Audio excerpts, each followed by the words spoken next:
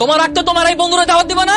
আমার রাখতে তুমি যাবে, আমাকে অন্য কারো হতে দেখতে পারবে না, সহ্য করতে পারবে না তুমি। পারবো না রূপা, আমি তোমার রাখতে যেতে চাই, তোমাকে বউ সাজে দেখতে চাই। বউ সাজে অনেক সুন্দর লাগবে, তাই না? আমি কথা দিচ্ছি, প্রমিস, আমি কোনো ঝামেলা করবো না, কোনো ঝামেলা করবো না। আমি শুধু তোমার বিয়েতে যাবো, তোমাকে বউ সাজে দেখবো, দিন চলে আসবে। আমার শেষ ইচ্ছা, প্লিজ এটা পূরণ করো। মানুষ মরার আগে শেষ ইচ্ছা করে, আমি মারব। তোমাকে বাঁচতে হবে। ঠিক আছে, এবার আত্মে যেও, তোমার দাওয়াত রইলো, বাই।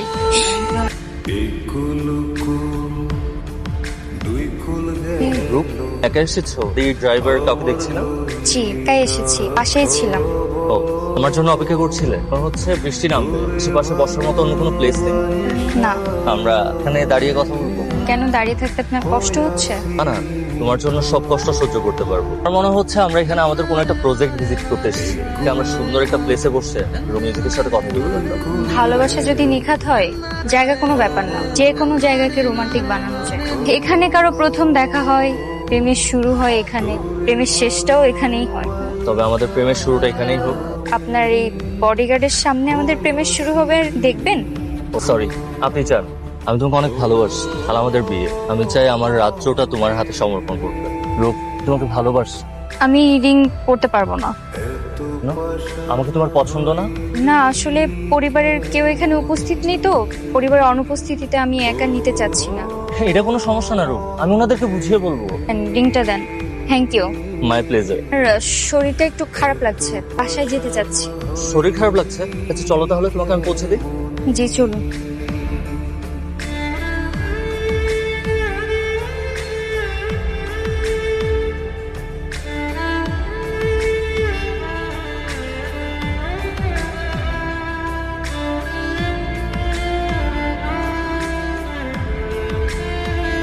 তুমি এখানে? রূপ আমাকে বিয়েতে দাওয়াত দিয়েছে তো। কে দাওয়াত দিয়েছে? দেখো এগুলো। আসো। রূপ, তুই ওকে তোর বিয়েতে দাওয়াত দিয়েছিস? কেন, কোনো সমস্যা? তুই চিনিস না, সেটা এবার শুরু হবে, দেখিস। না না না, আমি কোনো সমস্যা করবো না। আমি জানি। রূপ, তোমাকে অনেক সুন্দর লাগছে। তোমাকেও অনেক সুন্দর লাগছে। আমি জানি, শেরনি বললে আমাকে লোকের থেকে আর অনেক বেশি সুন্দর লাগতো। জানি। জন, তুমি কষ্ট পাচ্ছ? আমি জানতাম তুমি কষ্ট পাবে। কথা বলছো না কেন? বেশি কথা বলতে পারবো না, যে কথা বললে কান আটকে রাখতে পারবো না। এটা কিন্তু কথা ছিল না রে জোয়ান, তুমি বলেছিলে তুমি কষ্ট পাবে না। জানি, তবে ওই মাঝে মাঝে সবকিছু ঠিক থাকে না। এখন সবকিছু ঠিক হয়ে গেছে, এই যে everything under control, I am fine. Very good. জানো রে জন, কাউকে মন থেকে ভালোবাসলে সে যেন সুখী থাকে, এটাই চাওয়া উচিত। যদি সে অন্য কারোর সাথে সুখী থাকে, সেটাও তাকে থাকতে দেওয়া উচিত। আমি ওনাকে বিয়ে করে খুশি, তোমার এটাতে খুশি হওয়া উচিত না?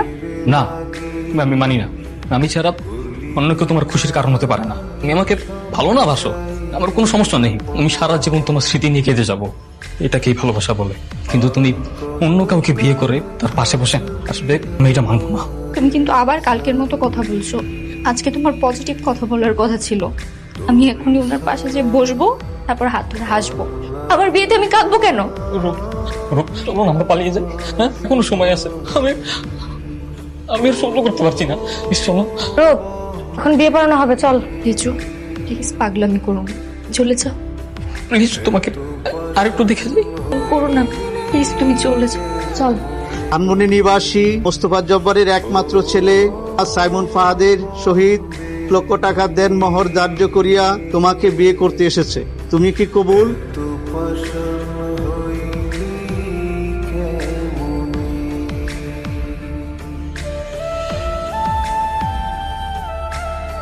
রূপ, আমার কথা শোনো, প্লিজ আমার কথা শোনো। আমি আর পারছি না রূপ, আমার অনেক কষ্ট হচ্ছে, সহ্য হচ্ছে না রূপ, আমি সহ্য করতে পারছি না।